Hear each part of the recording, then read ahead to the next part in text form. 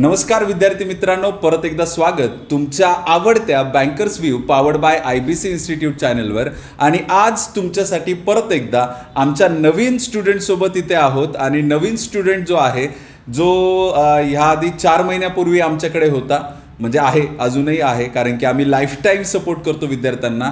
जोपर्यंत त्यांचं सिलेक्शन होत नाही तोपर्यंत विद्यार्थी आमचाच असतो आणि आम्ही त्यांच्यासाठी काम करत असतो. आणि विद्यार्थ्यांनाही कुठेतरी ॲक्टिव्ह पार्टिसिपेट आम्ही करायला सांगतो आमच्या ॲक्टिव्हिटीजमध्ये.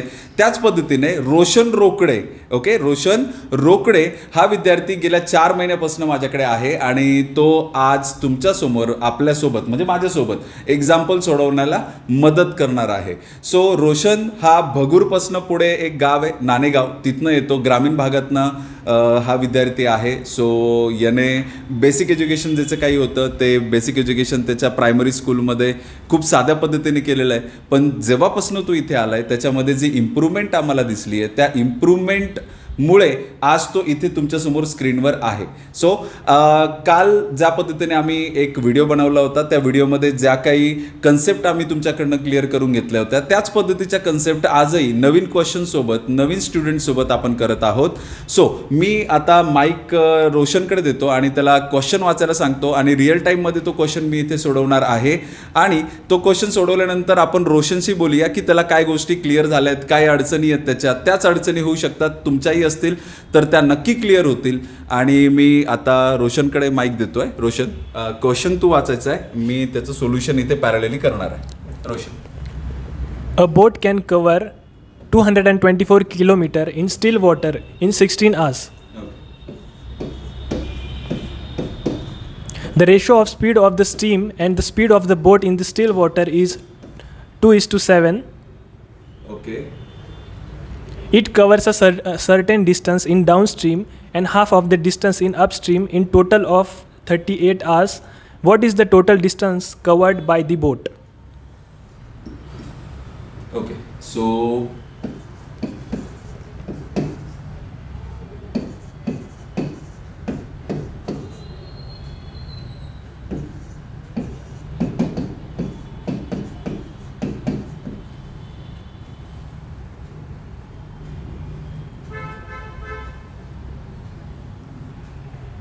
it covers a certain distance in downstream and half the distance in upstream. Okay, so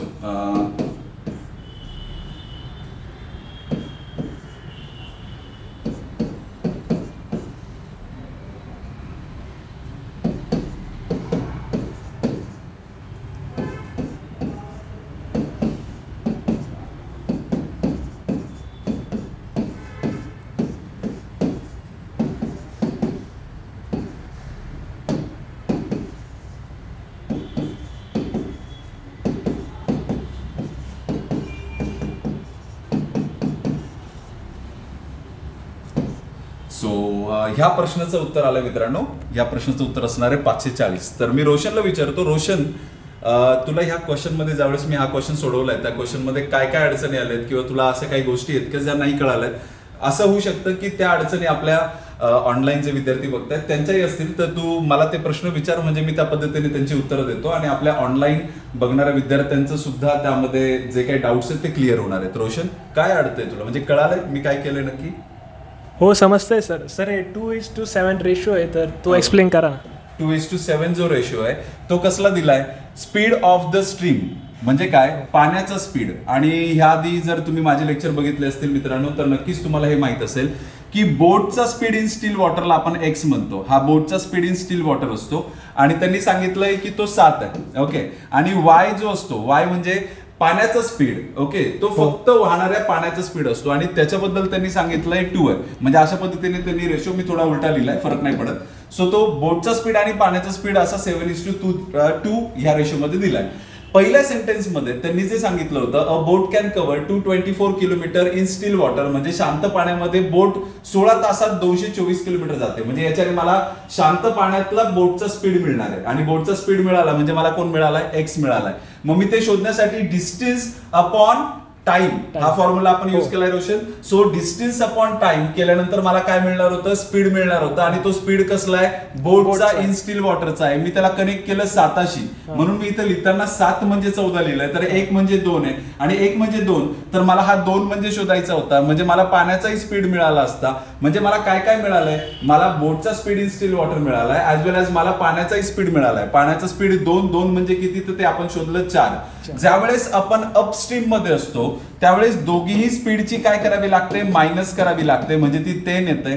आणि ज्यावेळेस आपण डाऊनस्ट्रीम मध्ये असतो त्यावेळेस दोघी स्पीडची आपल्याला ऍडिशन करावी लागते, म्हणजे ती 18 येते.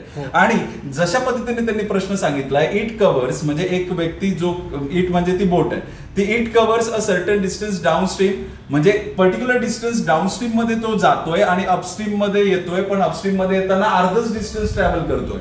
तर मी टोटल डिस्टन्सलाच काय कन्सिडर केलं मित्रांनो, बघा, total distance is equals to 2d.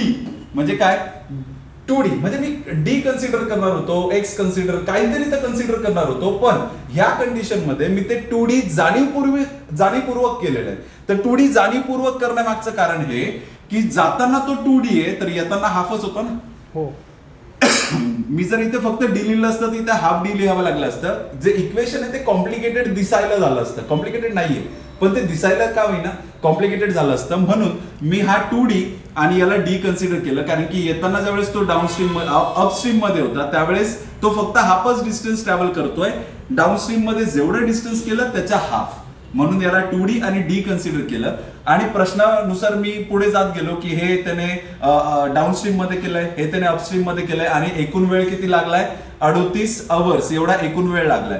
त्यानंतर मी याला सिम्प्लिफाय केलं आणि सिम्प्लिफाय केल्यानंतर मला डी ची व्हॅल्यू मिळाली, पण माझ्यासाठी उत्तर डी नव्हतं. त्यांनी प्रश्न विचारलाय what is the total distance covered by the boat, म्हणजे जाताना तो 2d गेला होता आणि येताना फक्त डीच येतोय. म्हणजे अशा पद्धतीने टोटल 3d एवढं डिस्टन्स तो ट्रॅव्हल करतोय आणि तो 3d मी शोधण्याचा प्रयत्न केला.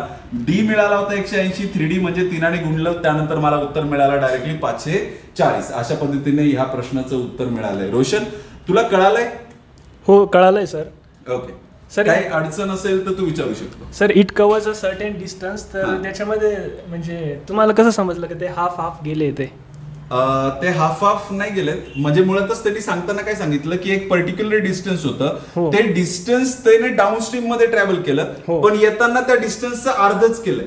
म्हणजे जाताना जर तो 2d गेला असेल तर येताना फक्त डी चालाय. मला हे कन्व्हिनियंट होतं, जसं मी मगाशी सांगितलं की जर मी डी एका कंडिशन मध्ये म्हणजे तो डाऊनस्ट्रीम मध्ये डी गेला असं म्हटलं असतं तर अपस्ट्रीम मध्ये हाफ डी आलं असतं, कारण की तो अर्धच डिस्टन्स येताना येतोय. मग परत एकदा इक्वेशन असंच झालं असतं, पण हे दिसायला जरा कॉम्प्लिकेटेड झालं असतं ना मित्रांनो, इज इक्वल्स टू 38 लिहून वगैरे. तर हे इक्वेशन दिसायला थोडं कॉम्प्लिकेटेड दिसायला झालं असतं. ते कॉम्प्लिकेटेड बनू नये म्हणून मी त्या पद्धतीने त्याला सेट केलं आणि नंतर माझं उत्तर मिळवलं. Okay Roshan, clear? हो सर. ओके, चलो बढिया. पुढचा प्रश्न घेऊया. हो सर. ओके, चला पुढचा प्रश्न रोशन मला परत एकदा वाचून दाखवेल. रोशन, पहिले एकदा सांग असंच प्रश्नाकडे बघून की हा प्रश्न कुठल्या व्हरायटीचा असेल? सर, हा एजेस टॉपिक मधला प्रश्न आहे. Very good. सो हा टॉपिक जो आहे हा प्रॉब्लेम ऑन एजेस आहे. प्रॉब्लेम ऑन एजेस खूप जास्त महत्वाचा टॉपिक आहे मित्रांनो, आणि हा टॉपिक महत्वाचा का बनतो हे तुम्ही लक्षात घेतलं पाहिजे. म्हणजे सुरुवात करताना आपले स्वप्न मोठे असतात, आपण म्हणतो आपल्याला प्रोबॅशनरी ऑफिसर बनायचंय किंवा कुठल्याही ऑफिसर पदावर जायचंय, पण प्रॉब्लेम विद्यार्थ्यांचा इथे असतो की विद्यार्थ्यांना हेच कळत नाही की सुरुवात कोणत्याही मोठ्या गोष्टीची छोट्या गोष्टीपासूनच होते, आणि आपण ह्या छोट्या गोष्टींना निग्लेक्ट करत जातो, म्हणून मोठ्या गोष्टींमध्ये अडचणी वाढत जातात. तर मित्रांनो, तुम्हाला ही माझ्याकडनं एक सजेशन असेल की तुम्ही कुठेही म्हणजे कुठल्याही क्षेत्रामध्ये ज्यावेळेस तुम्ही जात असाल तर सुरुवात नेहमी छोट्या गोष्टीपासून करा. आणि ही ती छोटी गोष्ट आहे. या प्रॉब्लेम ऑन एजेस पासून किंवा प्रॉब्लेम ऑन नंबरचा हा पुढचा कनेक्टेड टॉपिक आहे. प्रॉब्लेम ऑन एजेस पासून आपले इक्वेशन जे आहेत ना ते चांगले बनायला सुरुवात होतात आणि आपण इक्वेशन मध्ये चांगली ग्रोथ करू शकतो. आपल्याला इक्वेशन खूप चांगल्या पद्धतीने बनवता येऊ शकतात. त्याच्यासाठी हा हेल्पफुल टॉपिक आहे. तर हा टॉपिक नक्कीच सगळ्यांनी प्रॉपरली केला गेला पाहिजे. त्यातला हा प्रश्न आहे. एकदा बघूया, तू वाचायला सुरुवात कर, मी माझ्या पद्धतीने लिहायला सुरुवात करतो. बघूया, जर कुठे थांबायची वेळ पडली तर मी तुम्हाला सांगणार आहे. हो sir. लीना's present age is 2/5 of the present age of Murli. Okay. And Saurabh's present age is 4/3 of the difference between the present age of Leena and Murli. Okay. What was the average age of Saurabh, Murli, and Leena 6 years ago if the ratio of the age of Murli and Leena 9 years ago was 4:1? Okay, Murali आणि लीना या दोघांचा 9 वर्षा अगोदरचा ratio दिलाय. ठीक आहे. So मुरलीचं age आजच्या condition मध्ये 2x आहे.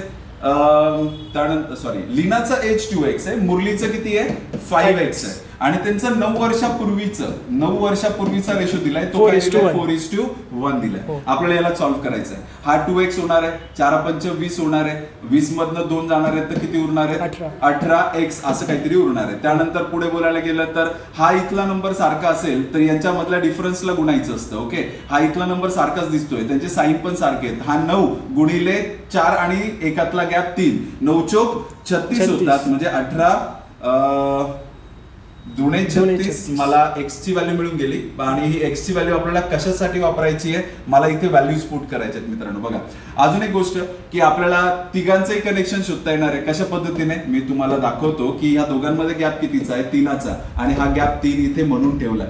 त्यामुळे आपण या सगळ्या जरी वेगवेगळे रेशो असले तरी सुद्धा गॅप जर कॉमन दिसतोय मला तर मी यांच्यासोबत x जोडण्याचा अधिकार ठेवतो. सो 2x 5x आणि इथला हा 4x अशा पद्धतीने ही टोटल व्हॅल्यू झाली. आणि त्यांनी आपल्याला काय शोधायला सांगितलंय, what was the average age of Saurabh, Murali आणि लीना यांचं 6 वर्षापूर्वीचा. ठीक आहे, हे सगळं जे दिलं गेलंय ना हे सगळं प्रेझेंटचं आहे, बरोबर की नाही. मी प्रेझेंटचाही ऍव्हरेज शोधू शकतो. मी प्रेझेंटचा ऍव्हरेज कसं शोधणार आहे, 2ची व्हॅल्यू फक्त इथे टाकायची आहे. 5 आणि 4 9, 9 आणि 2 किती होतात 11. सो 11 दुने काय झालं 22, बरोबर. हे त्यांचे प्रेझेंटेजेस मिळालेत का आपल्याला, हो यांचे आपल्याला प्रेझेंटेजेस मिळाले आहेत, पण ते थोडंसं कुठेतरी चुकल्यासारखं वाटतंय. एक मिनिट मला चेक करू द्या व्यवस्थित. रेशो 4:1 होता 9 इयर अगो.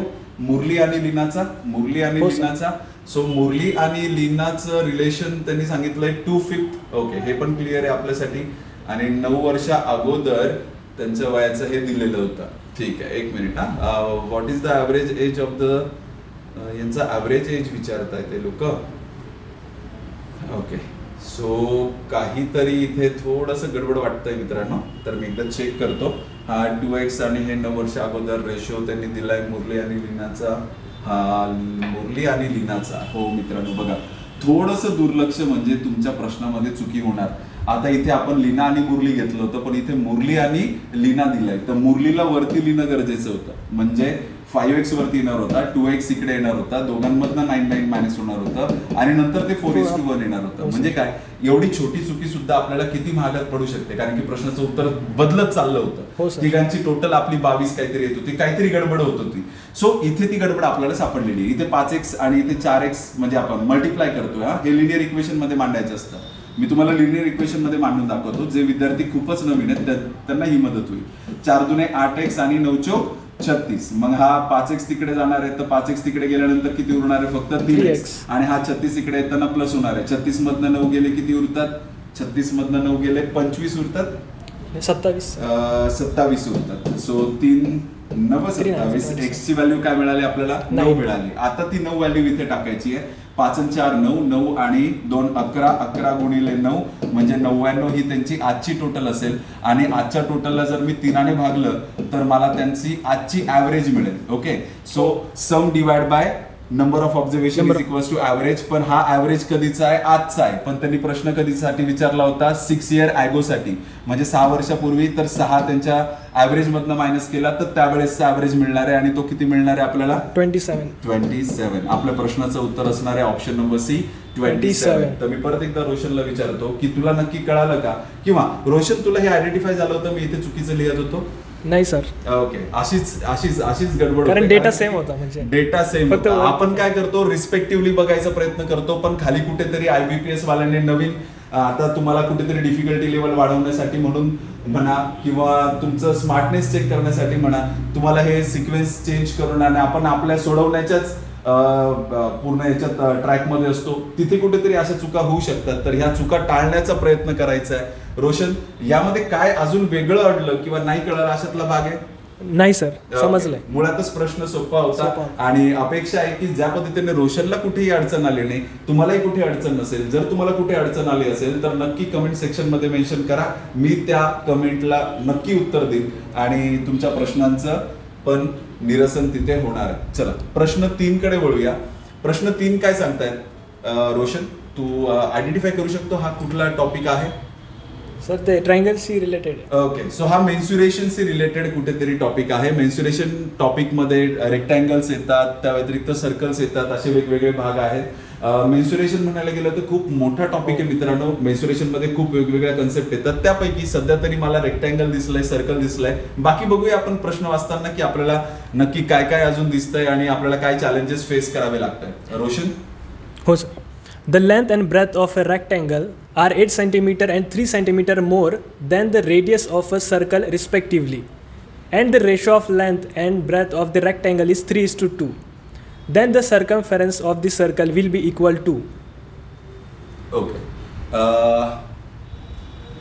खूप जास्त फिरवलं गेलं मित्रांनो. बघूया आपण. Length and breadth of a rectangle is 8 cm and 3 cm more than the radius of the circle respectively. So radius of the circle म्हणजे काय? सर्कलची जी त्रिज्या असते, रेडियस, ती रेडियस आपल्याला मुळातच माहित नाहीये. त्या रेडियसला मी सध्या तरी काय म्हणतो? आर म्हणतो. आणि लेंथ आणि ब्रेड्थ त्या रेक्टँगलचा 8 सेंटीमीटर लेंथ मोठी आहे आणि ब्रेड्थ जी आहे ती रेक्टँगल पेक्षा 3 सेंटीमीटरने मोठी आहे असं त्यांनी सांगितलेलं आहे. ठीक आहे, याचा काय उपयोग होतोय नक्की आपल्याला पुढे कळेलच. त्यानंतर त्यांनी सांगितलंय the ratio of the length and breadth of the rectangle is 3:2. रेक्टँगलच्या लेंथ आणि ब्रेड्थचाच रेशो दिला होता हा 3:2, हा त्याच्यासाठीच दिलेला आहे. सो आपल्याला इथे एक्स ची व्हॅल्यू नक्कीच मिळू शकते. हा आर म्हणजे 2r असणार आहे. 2r प्लस 8 दुने 16, इथे असणार आहे 3r प्लस 3 3 9. सो हा आर तिकडे गेल्यानंतर आर इकडे आणि हा 9 इथे आल्यानंतर 7. म्हणजे आपल्याला जे सर्कल आहे त्याचं आपल्याला काय मिळाली आहे? रेडियस मिळालेली आहे. सो रेडियस म्हणजे ती त्रिज्या मिळाली आहे, ती काय असणार आहे? 7 असणार आहे. बरं, पुढे काय सांगतायत? Then find out the circumference of the circle. Circumference of the circle मित्रांनो खूप सोपं आहे. सर्कम्फरन्स ऑफ द सर्कल म्हणजे इथून जर मी जर्नी ट्रॅव्हल करायला सुरुवात केली तर हे टोटल किती आहे याला सर्कम्फरन्स म्हटलं जातं. आणि सर्कम्फरन्सचा फॉर्म्युला 2πr आहे. सो 2 into पाय, पायची व्हॅल्यू 22/7 असते. पॉइंट मध्ये पण घेऊ शकतात पण जनरली फ्रॅक्शन यूज करा. इंटू आर ची व्हॅल्यू आपल्याला आता जी मिळाली आहे ती 7 मिळाली आहे. हे कॅन्सल झाल्यानंतर आपल्याला मिळालं 44 सेंटीमीटर आणि option C is the correct answer. अशा पद्धतीने rectangle as well as circle या दोघांचा वापर करून त्यांनी आपल्याला क्वेश्चन मध्ये कुठेतरी गुंतवून ठेवण्याचा प्रयत्न केला. पण आयबीसीचे student, as an IBC student मला नाही वाटत की असे प्रॉब्लेम्स माझ्या विद्यार्थ्यांना कधी फेस करायला लागतील. मी रोशनला एकदा विचारतो, रोशन या क्वेश्चन मध्ये तुला काही अडल्यासारखं वाटतंय का? नाही सर, समजलंय. Very good. चलो, तर नक्कीच अपेक्षा आहे की मी खूप डिटेलमध्ये सगळ्या गोष्टी सांगितल्या. इव्हन एवढ्या स्टेप्स मी यूज करत नाही पण प्रत्येक गोष्ट मी तुमच्यासाठी क्लॅरिफाय करण्याचा प्रयत्न केलाय. तुम्ही त्या नंबर ऑफ स्टेप्स कमी करण्याचा प्रयत्न करा जेणेकरून तुमचा वेळ वाचेल. आणि परीक्षांमध्ये वेळ वाचणं हे फार जास्त गरजेचं आहे कारण की वेळ वाचवला तर जास्त क्वेश्चन सोडवता येतात आणि स्कोरही चांगला येतो. ओके, सो रोशन आपण पुढच्या प्रश्नाकडे वळूया. पुढचा प्रश्न हा माझ्या मते अप्रॉक्सिमेशनचा आहे. तर अप्रॉक्सिमेशनचा प्रश्न, चला यावेळी आपण एक काम करूया, आपण रोशनचीच परीक्षा घेऊया की रोशनला हा प्रश्न सोडवता येईल का. आणि त्याला क्रॉस क्वेश्चन जर मला वाटलं तर मी नक्कीच करेल. असं काही वाटलं की इथे डाऊटफुल आहे तर मी नक्कीच माझ्या पद्धतीने तुमच्या वतीने मी ती डाऊट विचारण्याचा प्रयत्न करेल. रोशनकडे मी पेन देतोय आणि रोशन तू सॉल्व्ह करू शकतोय ना? हो सर. ओके, चलो. अप्रॉक्सिमेशनचा मला मिनिंग सांगू शकतोस का रोशन?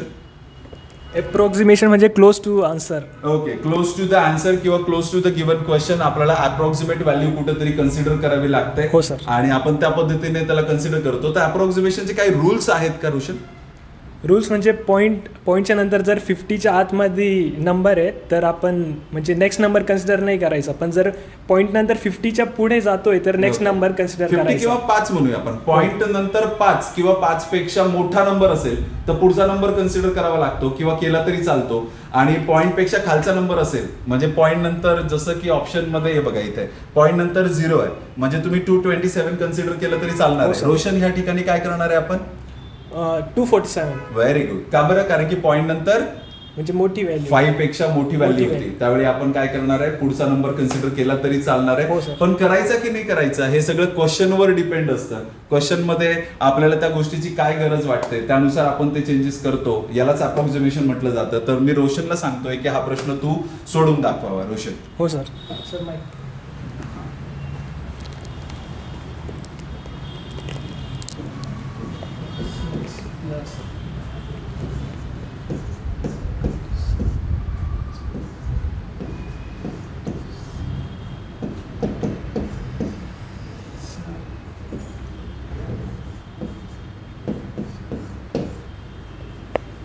सर तर आपण म्हणजे ॲडिशन आणि सबट्रॅक्शन करणार आहोत. ओके.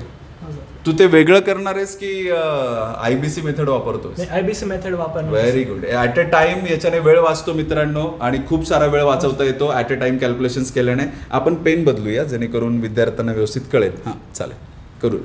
तर आपण पहिले 7 डिवाइड म्हणजे बोर्ड बॉसच्या रूलनी जाऊया. Okay. 7 डिवाइड करूया. ओके चालेल.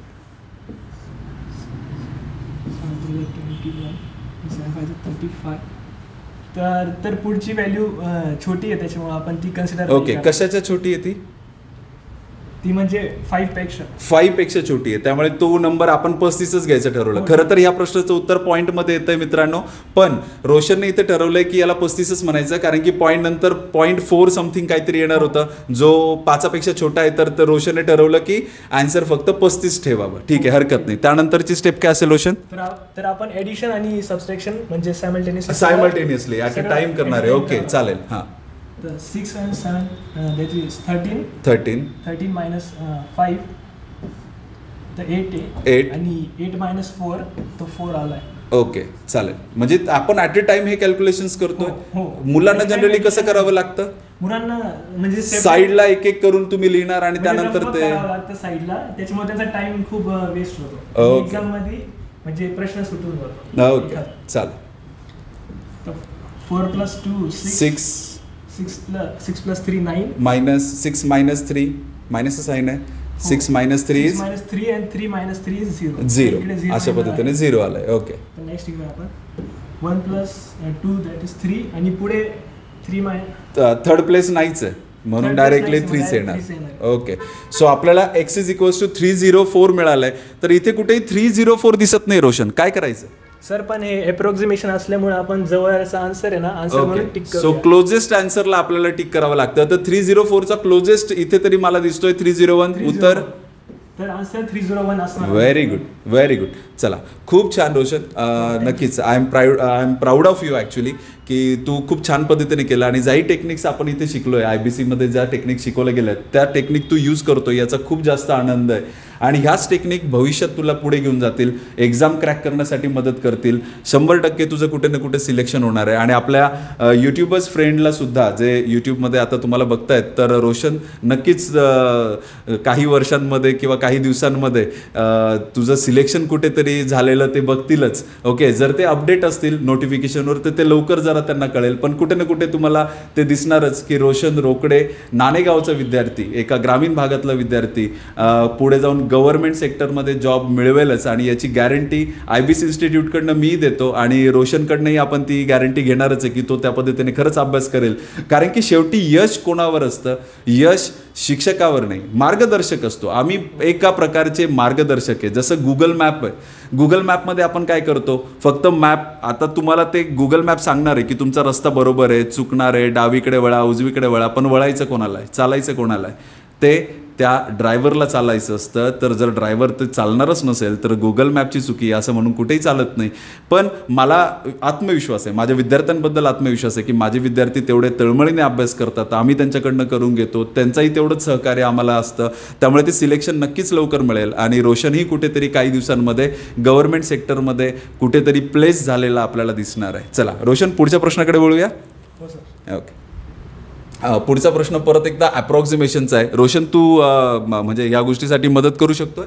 हो सर, मी ट्राय करतो. जर अडलं तर तुम्ही हेल्प करा. No issue, no issue.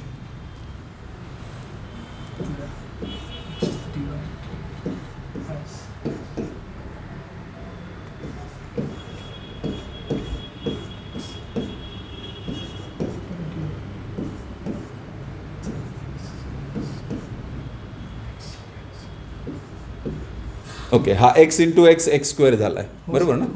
Okay. आणि बाकी सगळं तू व्हॅल्यूज एका साईडला घेतोय? हो, चालेल, ठीक आहे. आता इतका मोठा गुणाकार करणार कसा? इतका मोठा गुणाकार, बऱ्याच जणांना इतका मोठा गुणाकार करायला खूप जास्त त्रास होतो. रोशनकडे काही टेक्निक आहे का? हो सर, आपण शिकवलेली मल्टिप्लिकेशनची टेक्निक आहे. ओके, चालेल. आपल्या विद्यार्थ्यांना तू ती टेक्निक दाखवू शकतोस. की हां ॲक्च्युली शिकायचं असेल तर त्याचं एक वेगळं लेक्चर बनेल मित्रांनो. सध्या तरी रोशन त्याच्या पद्धतीने करतोय, कारण की त्या टेक्निक एक्सप्लेन करण्याचं सेशन आज नाही चाललंय. तो त्याच्या पद्धतीने करतोय, त्याला त्याच्या पद्धतीने करू द्या. पण आन्सर बघा मित्रांनो, की हे गणित सोडवायला कमीत कमी 3 स्टेप लागतात जनरल स्टुडंटला. पण जर तुमच्याकडे काही टेक्निक्स असतील किंवा वैदिक मॅथ्सचा सपोर्ट असेल तर तुम्हाला ते खूप कमी वेळात करता येतं.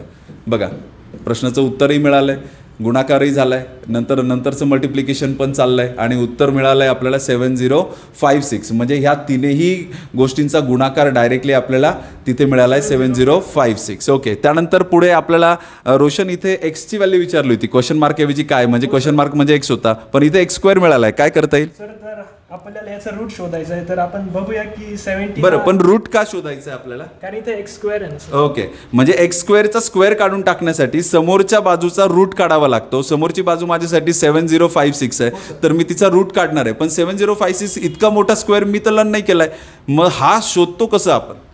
सर आपण म्हणजे तुम्ही शिकवल्याप्रमाणे आपण 70च्या क्लोज म्हणजे कशाचा स्क्वेअर ते बघूया. ओके, तर म्हणजे आपल्याला माहिती आहे की 70च्या आसपास 8चा स्क्वेअर आहे 64. तर मग पहिला नंबर हा 8 असणार आहे. म्हणजे सर इकडचा डिजिट 8 असणार आहे. म्हणजे लेफ्ट साईडचा डिजिट म्हणजे जो आपण टेन्स प्लेस म्हणूया, टेन्स प्लेस 8 असणार आहे. युनिट प्लेस काय घ्यायचा आहे?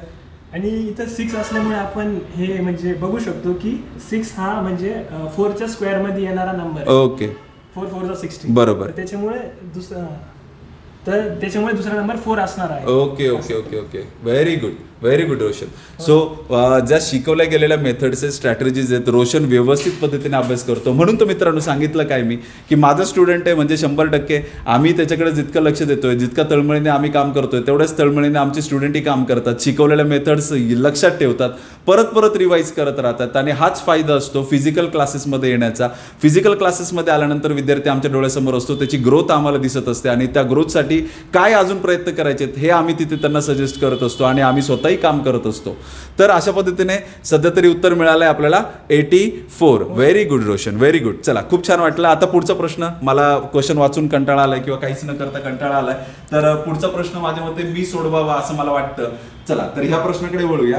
सध्या तरी जे दिलं गेलं परत एकदा अप्रॉक्सिमेशन मेथडने करायचं आहे. सध्या तरी मी याला 2 1 2 म्हणतोय, प्लस हा 2 2 8 म्हणायचं आहे आणि याला डिवाइड बाय त्यांनी 11 माझ्यासाठी 10 पॉईंट काय येते 94 आहे, मी त्याला 11 म्हणतोय, प्लस हा x इंटू काय येणार आहे 5 इज इक्वल्स टू 279 ला काय म्हणूया 280 म्हणूया. ठीक आहे, चला ऍडिशन करूया आपण. 8 आणि 2 10 होतात, 4 होतात, 11 ने भाग दिल्यावर 40 होणार आहेत. 40 तिकडे जाताना वजा होणार आहे. सो हा 280 मधून 40 गेला, 240 तिकडचा 5 भागिलेसाठी आहे, तिकडे गुणिलेसाठी आहे, जाताना भागिले होणार आहे. मग 5 चोक 20 आणि 5 48 अशा पद्धतीने आन्सर आपल्याला ऍक्युरेट मिळत आहे आणि आन्सर आहे आपलं 48. अशा पद्धतीने एकदम चुटकी वाजवून आपण ज्या पद्धतीने पटकन एखाद्या कामासाठी आपण म्हणतो की अरे चुटकी बजाते ही काम होना चाहिए, ये काम भी वैसे ही हो जाता है. सो आपल्याला इथे कॅल्क्युलेशन करत असताना खूप जास्त वेगवेगळ्या टेक्निक्स यूज करायची गरज आहे, त्यासाठी खूप प्रॅक्टिस आहे.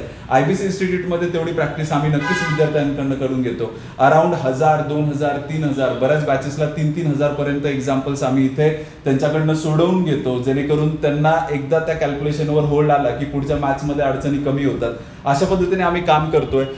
चला, शेवटचा प्रश्न आहे माझ्या मते रोशन, हा आपल्यासाठी शेवटचा प्रश्न असणार आहे. हो सर. शेवटचा प्रश्न, अ शॉपकीपर हा सर मी वाचतो. तू करायचं आहे? नाही, मी वाचतो. ओके, चालेल.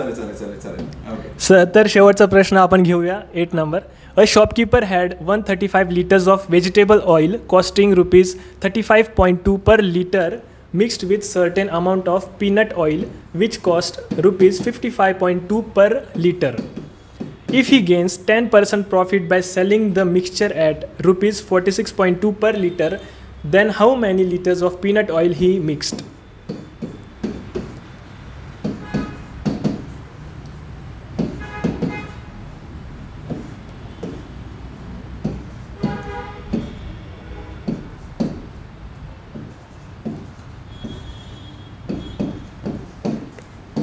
$17 म्हणजे किती? Very good. सो हे डिव्हिजन केल्यानंतर आन्सर पॉईंट मध्ये येणार आहे. आपल्याकडे पॉईंट मधला कुठलाही ऑप्शन नाहीये, नन ऑफ दिस नाहीये, त्यामुळे आन्सर असणार आहे आपलं म्हणजे नन ऑफ दिस आहे. पॉईंटमध्ये कुठलाही ऑप्शन नाही आणि नन ऑफ दिस आहे. त्यामुळे मग मला इथे दिसणारं आन्सर काय होतं, पॉईंटमध्ये डेसिमलमध्ये येत होतं. त्यामुळे मला काय करावं लागलं, तिथे सध्या तरी नन ऑफ दिस म्हणावं लागलं. रोशन, काय कळालं?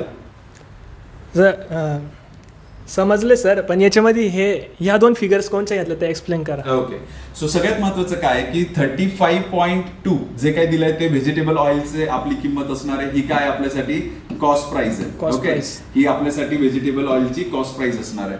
ही 55.2 काय असणार आहे, आपल्यासाठी पीनट ऑइलची कॉस्ट प्राइस असणार आहे. आणि आपल्याला हे मध्ये जे घेतलं, ही 42 व्हॅल्यू कुठेच नव्हती. मी रोशनला विचारतो, रोशन तुला माहिती आहे की हा 42 कुठनं आला, किंवा हा 42 जो लिहिलाय तो नक्की काय असेल रोशन? हो सर, मला माहित आहे की 42 म्हणजे 46 म्हणजे हा 110 होता, कारण 10% प्रॉफिट होतं त्याचं. तर आपण 110 म्हणजे 46.2 आहे, तर 100 म्हणजे किती असं आपल्याला शोधावं लागणार आहे. इथे काय आहे, ही जी दिली गेली आहे ही काय आपल्यासाठी मित्रांनो सेलिंग प्राइस आहे. आणि ह्या ठिकाणी इथे 10% प्रॉफिट होता. 10% प्रॉफिट मिळून एवढी सेलिंग प्राइस झालेली. हो सर. तर मी कॉस्ट प्राइस जर 100 कन्सिडर केली तर 100 वर 10% मला एक्स्ट्रा मिळत होते, म्हणजे 110 रुपये, आणि ती माझी सेलिंग होती. आणि सेलिंग 46.2 दिली होती. मी 100 शोधण्याचा प्रयत्न केला, कारण 100 माझ्यासाठी कॉस्ट प्राइस होती. आणि आपण ज्यावेळी यांना डिवाइड केलं आणि उरलेले कॅल्क्युलेशन्स केले त्यावेळेस मला काय मिळालं, 42. कारण की इथे कॉस्ट प्राइस, इथे कॉस्ट प्राइस, तर इथेही कॉस्ट प्राइस असणं गरजेचं आहे. हे ॲलिगेशन मिक्सचरचं एक्झाम्पल आहे. त्यामुळे पहिलं व्हरायटी, दुसरी व्हरायटी आणि मिक्स केल्यानंतर काय व्हरायटी बनते ते आपल्याला तिथे लिहावं लागतं. चीपर, डिअरर आणि मीन त्याला म्हणतो. Very good. सो इथे आपण क्रॉसमध्ये त्यांची मायनस करतो. क्रॉसमध्ये मायनस केल्यानंतर त्यांच्या क्वांटिटीज मिळतात. क्वांटिटीमध्ये मला मिळालंय की 33 ही क्वांटिटी कोणाची असणार आहे, हे आपण स्टार्टिंगला व्हेजिटेबल ऑइल घेतलं होतं त्याचं, आणि व्हेजिटेबल ऑइल किती होतं, 135. तर जे मला मिळतंय 33 ते माझ्यासाठी व्हेजिटेबल ऑइल आहे. तर व्हेजिटेबल ऑइलची किंमत माझ्यासाठी, किंमत नाही क्वांटिटी, 33 म्हणजे 135 आहे. मला इथेच ते कळून गेलं होतं की आन्सर पॉईंटमध्ये येत आहे. पुढचा काही प्रकार करायची गरज नाही, कारण की क्वेश्चनमध्ये जर अप्रॉक्सिमेशन करा असं सांगितलेलं नाहीये तर आपण नाही करत. आणि जर आपल्याला दिसतंय की ऑप्शन किंवा आन्सर पॉईंटमध्ये येणार आहे आणि ऑप्शनमध्ये कुठेही पॉईंट नाहीये तर आपल्याला नन ऑफ दिस म्हणायला काहीच हरकत नाहीये. अशा पद्धतीने असे खूप सारे एक्झाम्पल्स आपण वेगवेगळ्या टेक्निकने यूज करू शकतो. ह्या टेक्निक जर तुम्हाला एकदम मुळापासून शिकायचे असतील तर नक्कीच IBC इन्स्टिट्यूटची मदत घ्या. आणि मी रोशनला परत एकदा तुमच्या समोर आणतो आणि रोशनला विचारतो की तुला काय वाटतं रोशन, म्हणजे IBC इन्स्टिट्यूटमध्ये आल्यानंतर खरंच बदल घडतो का? हो नक्कीच सर, हो नक्कीच. तुम्हाला अजून एक माझ्या प्रेक्षकांना आवाहन करतो की ह्या प्रमोशनल ऍक्टिव्हिटीज नाही आहेत. ऍक्च्युली बघा, करिअर घडवण्यासाठी आम्ही तुमच्यासाठी एक मार्गदर्शक म्हणून काम करतो, पण एक योग्य मार्गदर्शक मिळणं हे पण एक नशिबाची गोष्ट असते. आणि ही जी म्हणजे गोष्ट आहे, बऱ्याच मार्केटमध्ये बऱ्याच ठिकाणी बऱ्याच फॅकल्टी शिकवतात, टीचर्स शिकवतात, पण यापैकी काहीतरी परफेक्शन कुठेतरी जिथं मिळतं ते आपल्याला डेस्टिनेशन मिळत नाही. ते डेस्टिनेशन मिळावं म्हणून जर आम्ही सांगत असू की IBC इन्स्टिट्यूटकडे या, तर याला तुम्ही फुल्ली प्रमोशनल ऍक्टिव्हिटीज नाही म्हणू शकत. विद्यार्थ्यांना तितकीच गरज आहे चांगल्या इन्स्टिट्यूटची, आणि we are proud to say that we are one of the good institutes in all over India असं म्हणायला हरकत नाही. आपल्या प्रत्येक फॅकल्टी तेवढा एक्सपिरियन्स ठेवतात, आणि तो एक्सपिरियन्स आमच्या बोलण्यातनं, आमच्या स्टुडंटच्या वागण्यातनं हेही दिसून येतं. आणि ज्या फॅकल्टीज काम करतात त्या around 10 to 12 years, around 15 years सुद्धा काही फॅकल्टीज आहेत ज्यांचा 15 वर्षाचा सुद्धा एक्सपिरियन्स आहे. अशा चांगल्या लोकांकडनं शिकण्यासाठी म्हणून जर आम्ही तुम्हाला सांगत असू की तुम्ही इथे या, तर त्याला प्रमोशनल ऍक्टिव्हिटी असं वगैरे काही म्हणता येणार नाहीये. मी रोशनकडनं फीडबॅक घेतो की रोशन, तुला काय वाटतं IBC इन्स्टिट्यूटने म्हणजे किती बदल घडवला? तू मुळातच नाणेगाव म्हणजे एकदम छोट्याशा खेड्यामधनं आहे, म्हणजे ते मे बी डेव्हलपिंग असेल, पण सध्या तरी काही दिवसापूर्वी जर नाणेगाव तर असं नाव म्हणजे इव्हन आपल्या क्लासच्या खूप जवळ असताना सुद्धा मला कधी ऐकायला आलं नाही. तिथलं एज्युकेशन, त्यानंतर तू इथे आला, नवीन मुलांमध्ये बसला, कॉन्व्हेंटचे स्टुडंट्स होते, CBSE ICSE बोर्डचे स्टुडंट होते, त्यांच्यामध्ये तू कसं मॅचअप केलं, तुझी जर्नी कशी होती, एक शॉर्टमध्ये जर सांगितलं तर नक्की आपल्या ऑडियन्सला मदत होईल. सर, इथे आल्यापूर्वी मला म्हणजे मॅथ्सशी काही संबंध नव्हता आणि म्हणजे बेसिकसुद्धा येत नव्हतं, पण मी शाळेमध्ये वाचलं होतं की perfection does not exist, but तुमच्याकडे बघून तो म्हणजे हे स्टेटमेंट आहे ना चुकीचं ठरलेलं आहे. कारण परफेक्शन हे काय असते तुमच्याकडे बघितल्यानंतर समजतं. म्हणजे तुम्ही हाताला पकडून मॅथ सॉल्व्ह करायला शिकवलं आहे, आणि त्याच्यामुळं मॅथ्समध्ये बराच प्रोग्रेस झाला आहे. नक्कीच हाच बदल आम्हाला प्रत्येक विद्यार्थ्यांमध्ये घडवायचा आहे. दरवर्षी नवीन जागा निघतात मित्रांनो, मग आपल्या लोकांनी त्या जागा घेतल्या तर काय हरकत आहे, बरोबर की नाही. आपल्यासाठी जर त्या जागा येत असतील, आपल्यासाठी गव्हर्नमेंट रिक्रुटमेंट काढते आणि आपण त्याचा फायदा घेत नाही आहे किंवा दुसऱ्या लोकांना त्याचा फायदा होत असेल, मग आपले नाशिक शहरातले जे लोक आहेत, नाशिकच्या लोकांना का मदत होऊ नये. नाशिकमध्ये जर आम्ही काम करतोय तर लोकांना थोडं कन्व्हिनियंट आहे. माझ्याकडे लांबून मुलं शिकायला येतात है ना. या अगोदर सुद्धा काही मुलांचं इंट्रोडक्शन झालंय. जळगाववरून येणारे मुलं आहेत, मनमाड, इगतपुरी, लांबून नांदगाव किंवा त्यापेक्षाही लांब येवलावरनं, शिर्डीवरनं येणारे विद्यार्थी आहेत. तेवढं लांबून आणि लोकल विद्यार्थ्यांना जर त्याचा फायदा घेता येत नसेल तर मग नक्कीच त्या गोष्टीची कुठंतरी खंत आपण मांडू शकतो या गोष्टीला, की लोकल मुलांना ते फॅसिलिटी माहीत नाही आहे. तर नक्कीच सगळ्या मुलांनी हा फायदा घेतला पाहिजे. सगळ्यांसाठी कॉम्पिटिशन ओपन आहे. कॉम्पिटिशनमध्ये भिडण्यासाठी तुम्हाला जी स्ट्रेंथ हवी आहे ती स्ट्रेंथ IBC इन्स्टिट्यूट कुठेतरी प्रोव्हाइड करून देण्याचा तुम्हाला एक प्रॉमिसिंग फॅक्टर आम्ही आमच्याकडनं